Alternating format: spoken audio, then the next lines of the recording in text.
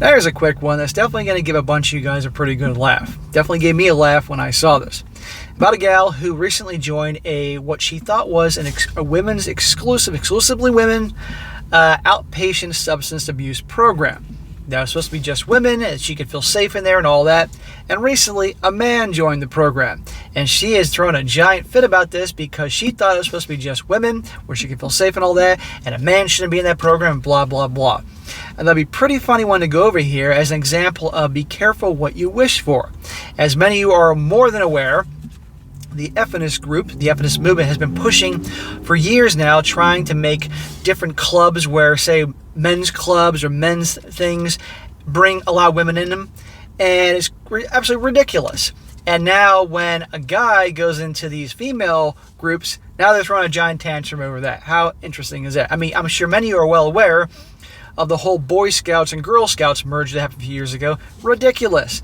God forbid a boys program for just boys doing guy stuff, but nope, that had to be ruined and merge it with the girls, as well as many other examples along the way. And you know what? And I agree. She has a right to be upset about this because she thought it was going to be an all-women's program where she can feel safe and not have the distractions of a guy there. I got no problem with that, but I'm reading this as an example to show you be careful what you wish for. And this is exactly what happens now. So, title is, Am I the a-hole for complaining about a man being allowed into a woman's program? You're not an a-hole to complain about it. I got no problem with you having an issue with this, but this is an example of what has happened thanks to a bunch of a-hole effinists that have tried to change and make everybody all have to be together. I'm currently in a women's outpatient substance abuse program, and I chose a women's program because my experience with substance abuse and mental health and trauma have all been shaped by my womanhood.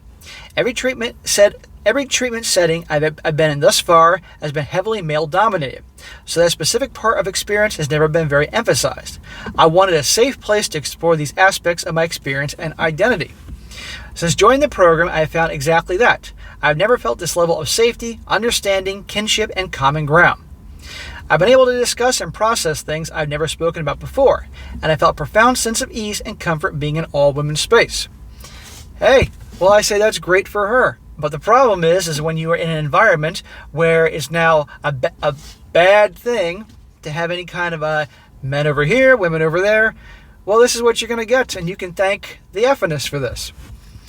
When I say this program has saved my life, that is not an exaggeration. A week and a half ago, a man joined the group. I don't believe I'm misgendering him because at no point he said he identifies as a woman or that he uses she or her pronouns. Oh, for goodness sake. He looks, sounds, and presents himself entirely male. Not androgynous, but male.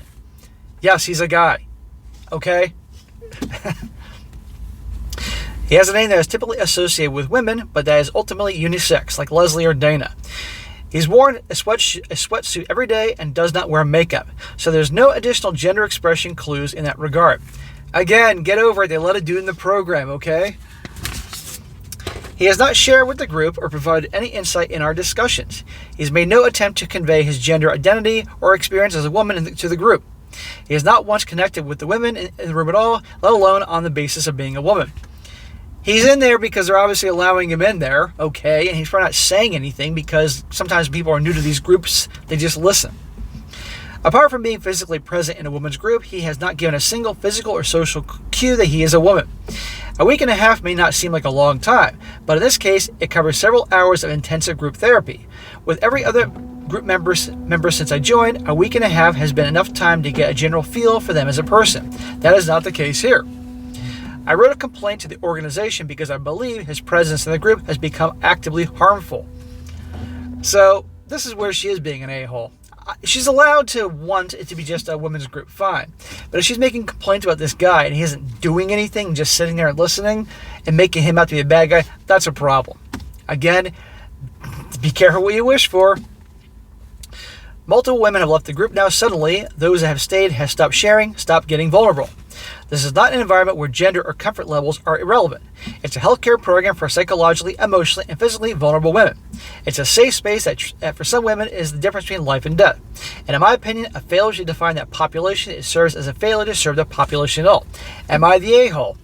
Also, to clarify, when I say this person has not shared or contributed, I don't mean they literally haven't spoken at all. For example, at one point, they told the group about the health benefits of a certain drug many of us struggle with. At another point, why is she calling him they? It's a dude. They openly violated another person's spoken boundary by continuing to comment on something she clearly stated she did not want to talk about, to the point that she was visibly uncomfortable, immediately stopped processing, left the group, and never returned. Well, again, be careful. Be careful what you wish for.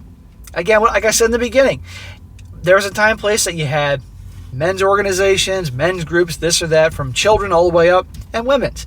But some people, a small percentage of the population, had issue with that, got loud, brought up issues, and now more and more you have less groups that are just dudes and chicks. And this is what you're going to get. And so many times it's the men's groups that have been penetrated. Now, all of a sudden you're going to have a guy show up in what they thought was women's only groups. It's only a matter of time. So I don't blame her if she's in this program to help her out. That's great. She's doing this to help herself out and be upset about this whole thing. Fair enough. However, this is what you get. This is what you get when you try to mix things up like this, because a small percentage of the population thinks that things ought to change. So the best way you can do about this is get vocal about this and start making on all sides that this whole we can all have to be together and everything to make things work is just nonsense or ridiculous. Again, back to the Boy Scouts and the Girl Scouts. How ridiculous was that? So anyhow, I thought this was a pretty funny one to cover here. And notice I didn't hear any women coming out with torches and pitchforks when it was the guys groups that were being infiltrated and broken apart because some people thought they should be. But now that the women's groups are being infiltrated by dudes, now you're getting posts about this whole thing. So anyhow, goes to show you once again this whole idea of this was just nonsense, and how people base their decisions based on ideology and what they think things should be versus how things really are. Shows how stupid that is. But then again, that's just how people are.